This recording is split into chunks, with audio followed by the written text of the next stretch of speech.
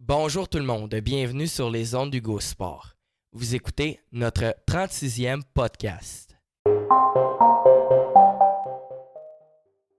Présentement, je suis en compagnie de Renaud Tremblay. Bonjour Renaud. Bonjour Hugo, ça va bien? Oui, toi? Impeccable. Donc Renaud, aujourd'hui, on va parler premièrement des séries de division dans la MLB. À commencer par mercredi dernier, alors que les Cardinals et les Braves s'affrontaient. Et du côté des Cardinals de Saint-Louis, Renaud, on a eu droit à un départ canon. Ils ont établi une nouvelle marque, un nouveau record pour le plus grand nombre de points inscrits en première manche des séries éliminatoires de l'histoire du baseball. Ils ont inscrit 10 points en première manche. Et ils ont été en mesure de se sauver avec la victoire, Renaud, suite à une victoire écrasante de 13-1.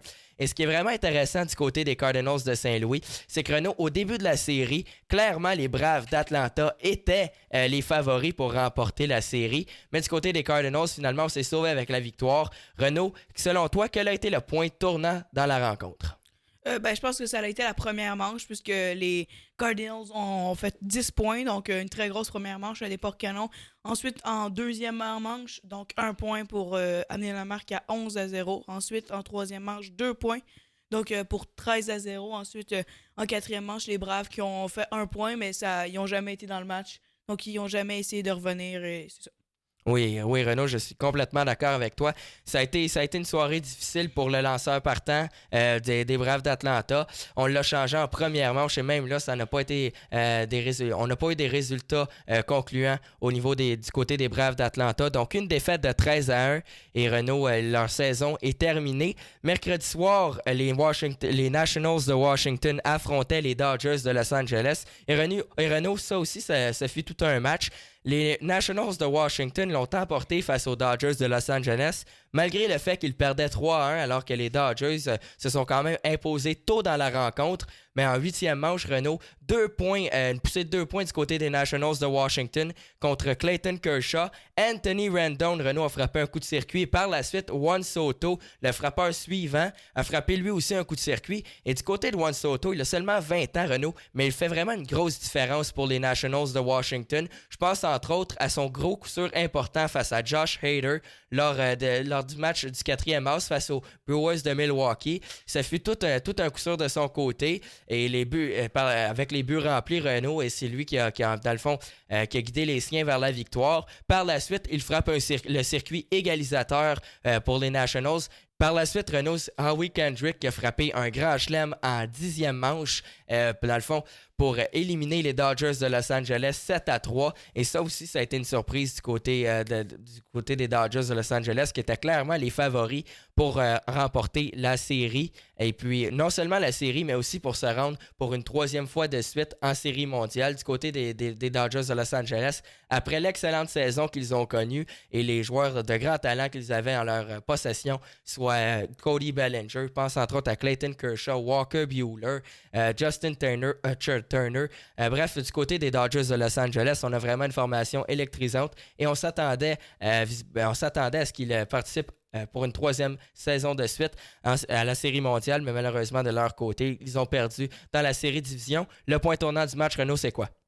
Donc, d'après moi, le point tournant du match a été donc bien évidemment la 8e manche, donc où les Nationals de Washington ont égalisé le match 3-3. Ensuite, en 9e manche, aucun point.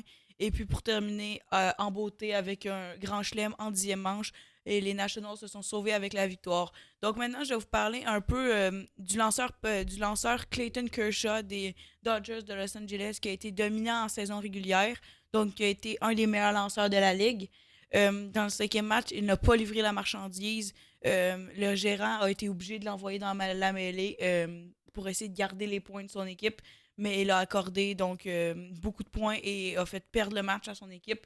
Donc c'est lui qui a été crédité de la défaite du côté des Dodgers. Donc d'après moi, j'ai été déçu de sa performance. Oui, Renaud, et Clayton Kershaw est quand même un lanceur établi dans la MLB. C'est un des meilleurs lanceurs partants qu'on peut retrouver dans la ligue. Et Juan Soto, selon moi, ça a été le point tournant. C'est vraiment le coup de circuit de Juan Soto, Renaud, pour créer l'égalité. Et Soto connaît des séries électrisantes pour lui. De son côté, écoute, Renaud, des coups sûrs importants. Et par la suite, on se transporte dans la division américaine, dans la Ligue américaine, alors que les Astros de Houston, Renaud, l'ont emporté 6-1 face aux Rays de Tampa Bay. Et juste pour que les Rays de Tampa Bay, pour forcer la tenue d'un 5e match du côté des Rays de Tampa Bay, ça a été une grosse surprise, mais malheureusement, en première manche, les Astros de Houston ont inscrit 4 points, Renaud, et ça fut, selon moi, le point tournant du match. Du côté des Astros de Houston, dans le fond, d'après ce que j'ai compris, ils étaient en mesure de savoir parce que Tyler Glasnow, qui était le lanceur partant du côté des Rays de Tampa Bay, il était en mesure de savoir lorsqu'il lançait une balle à effet ou une balle rapide parce que à raison de la position de ses mains. Donc, lorsque Glasnow allait lancer une courbe, ses mains étaient un petit peu plus basses et au niveau de la rapide, il avait les mains un petit peu plus hautes. Donc, du côté des frappeurs des Astros, on était en mesure de savoir si une courbe ou une rapide était le prochain lancé.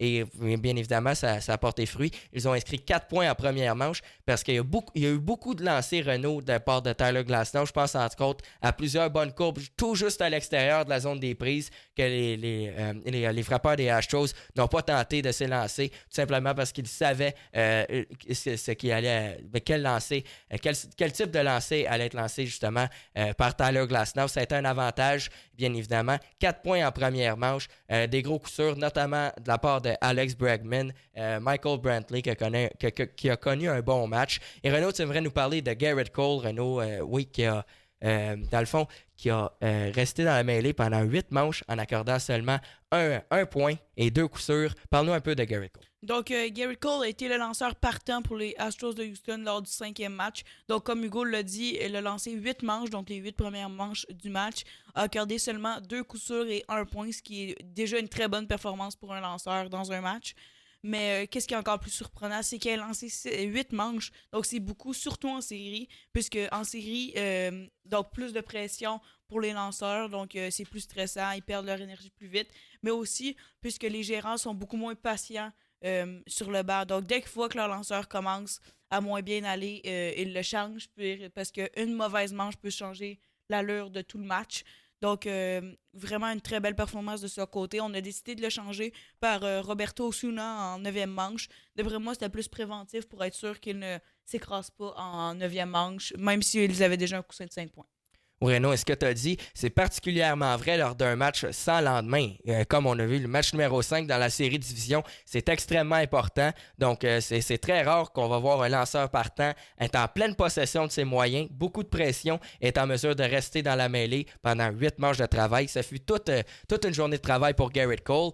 Et là, maintenant, dans la division, dans les séries de championnat, dans le fond, dans la Ligue nationale, ça va être les Nationals de Washington qui vont affronter les Cardinals de Saint-Louis, Renaud. Et selon moi, au début des séries éliminatoires, moi, je croyais personnellement que les Dodgers allaient affronter les Braves d'Atlanta. Écoute, 2 grosses surprises dans la Ligue nationale de hockey pour les partisans du baseball. Écoute, belle victoire du côté des Cardinals de Saint-Louis et du côté des Nationals de Washington. Et dans la Ligue américaine, les Yankees vont affronter les Astros, tel qu'attendu. Et ça risque d'être une série fort prometteuse, Renaud.